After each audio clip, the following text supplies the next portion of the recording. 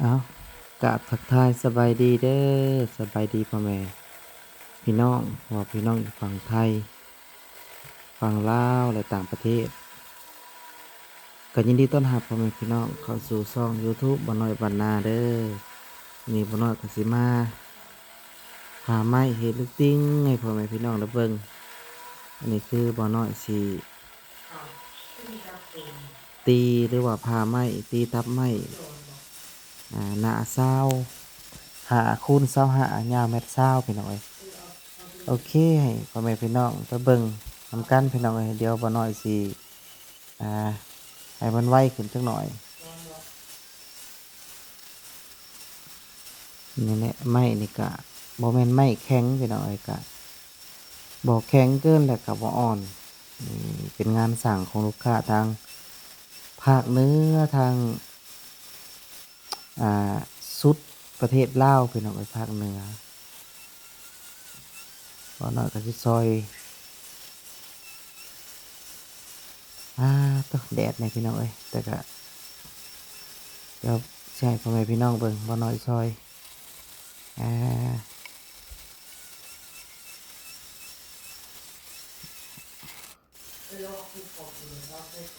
ไม้นี่หน้าใหญ่ได้พี่น้องเอ้ยไม้นี่หน้า40มาหน่อยจะมาเปิดให้มันเป็นหน้า25พี่น้องเอ้ยเอาเรียบร้อยบัดนี้เราจะมาเปิดนะฮะก็เปิดปีกครั้งหนึ่งเอาแล้วปีกที่สองเนาะอันนี้คือเปิดตับที่3ออกค้อนนี่มาน้อยปาดให้ไม่ได้สองตัวพี่น้องเอ้ยหน้า25 หน้าเสาหา2 ลูกหน้าเสาหา2 ลูกหรือว่า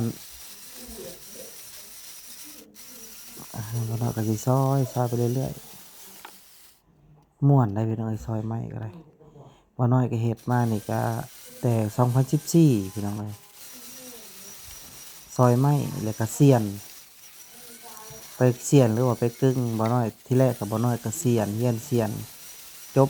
จากเฮียนเสียนแล้วบ่น้อยก็มาเฮียนผ้าบัดนี้จบจากสร้างกึ่งบ่น้อยก็มาเฮียนผ้าไม้เฮียนผ้าไม้เฮียนซอยไม้ จบจากไฟไหม้บ่น้อยก็มาตั้งเฟอร์นิเจอร์เฮ็ดเองพี่น้องเอ้ยบ่น้อยก็สิซอยไปเรื่อยๆเฮ็ดได้2014เดี๋ยวนี้ก็โลหลายปีแล้วเด้อพี่น้องเอ้ยนี่ก็บ่น้อยสิเปิดสี่เหลี่ยมพี่น้องเอ้ยก่อนจะเข้าไปกึ่งนี่แหละบ่น้อยก็สิซอยไปเรื่อยๆเอาพี่น้องเอ้ยเดี๋ยวบ่น้อยสิให้มันไวขึ้นกว่าเก่าเนาะบ่น้อยก็สิ ให้มันไวจักหน่อยพี่น้องเอ้ยนี่แหละมันก็สิมาเปิดเป็นสี่เหลี่ยมแต่ก็สิเข้าไปกึ่งแล้วบัดนี้เอาให้พ่อแม่พี่น้องไปเบิ่งทำกันจนฮอดตอนกึ่งลูกติ้งอ่าตีเป็นสี่เหลี่ยม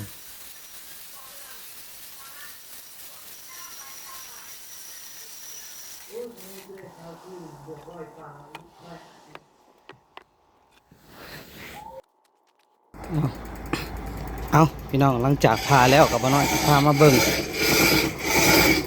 สร้างคนเชียนลูกติ้งก็ลูกใหญ่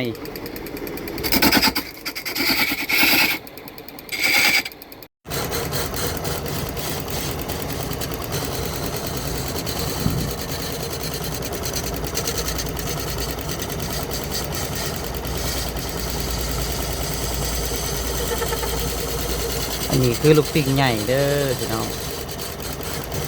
ติ้งใหญ่ขนาด25 คูณ 25ยาวเม็ดเศร้าตอนนี้สร้างกำลังเสียนหลังจากเขาผ่าแล้วเอาก็สิมาเขาโฮงเสียนหรือว่าโฮงกึ่ง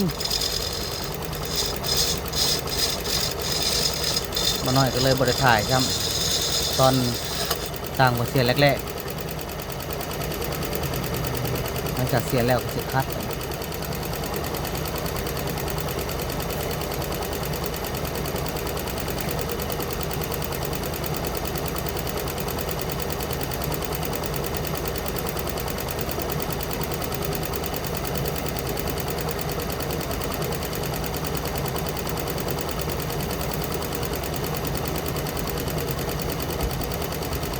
แล้วหรอวะ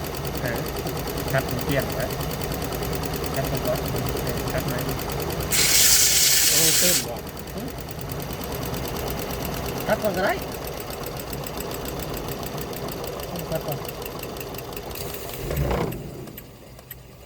งานมันลายเลยคัดอยู่เนาะลาย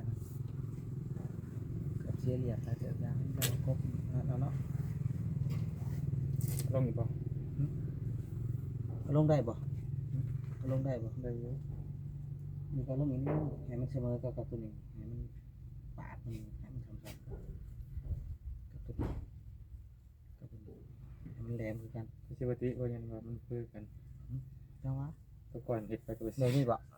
เอาไปนี่ เจอว่าคืออัตรีลงเนาะ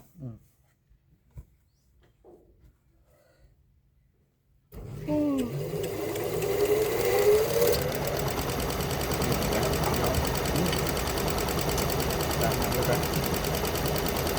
้องไปต่อวะ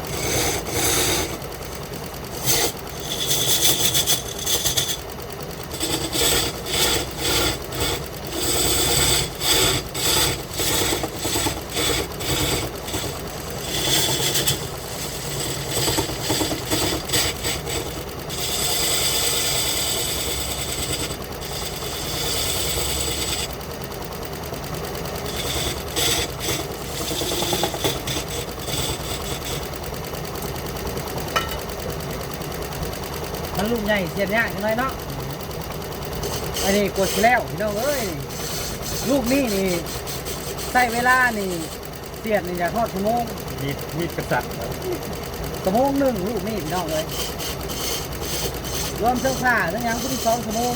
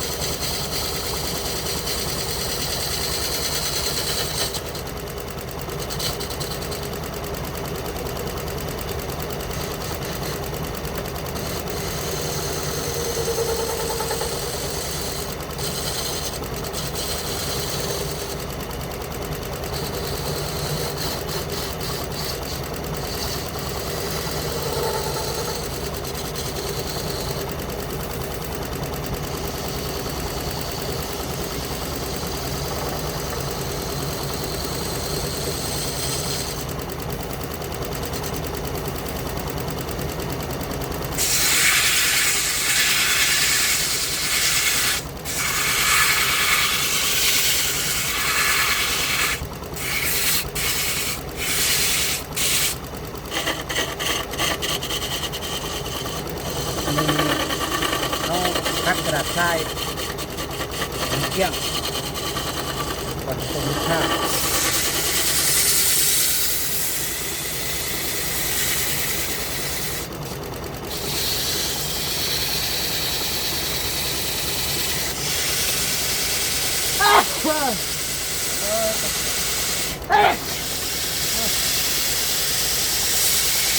กินก็ไม่ดู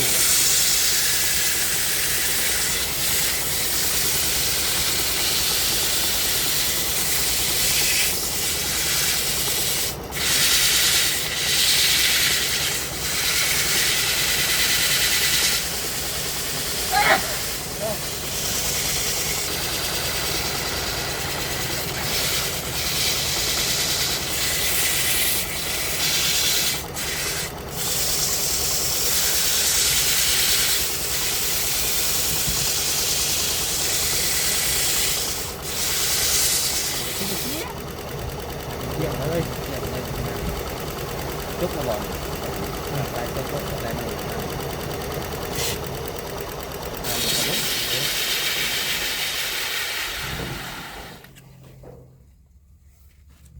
มันไปลอย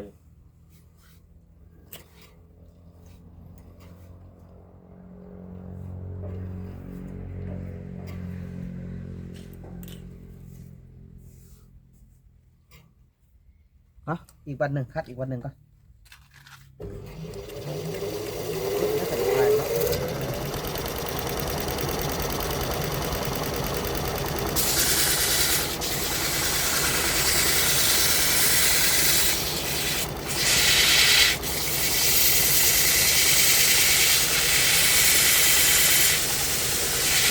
ดี นั่นได้ทหารได้อยู่แล้ว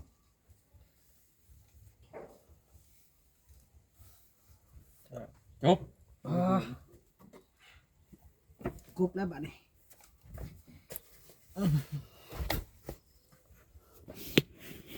กว่าที่ผ่านมาได้ซับเลยทีเดียวงาม ใหญ่ขนาดเนาะ กลมโตสำนีแล้วหมักเลี่ยมอีกหมักใหญ่พอด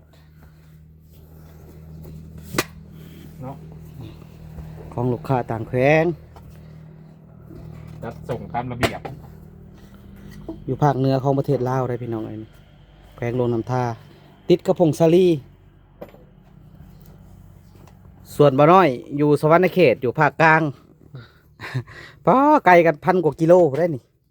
1,000 กว่ากิโลเอาให้สามเป็นครบกัน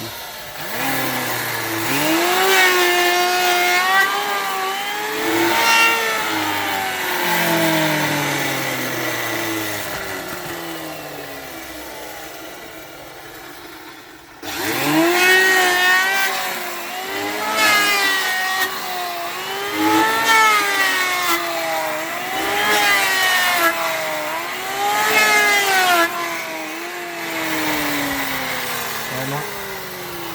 ได้แล้ว ต้องหลายพอได้แล้ว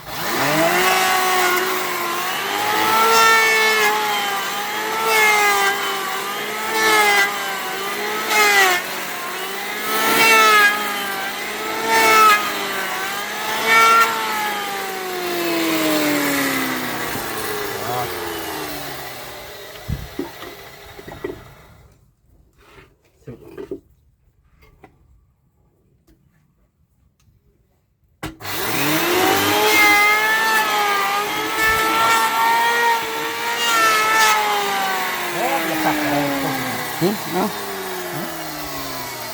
เพราะว่าแล้วมันกบอีลุ่มจะเป็นอย่าง แม่นแล้วกบอยู่หลุมอยู่แล้วมันง่ายมันยากมันปิ่นเนาะตั้งอยู่ขี้ดินตั้งอยู่นี่ก็ได้ โต๊ะ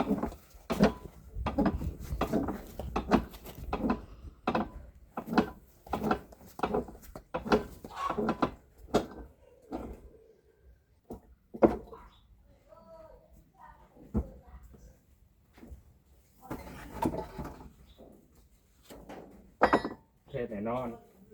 กบอยู่โต๊ะ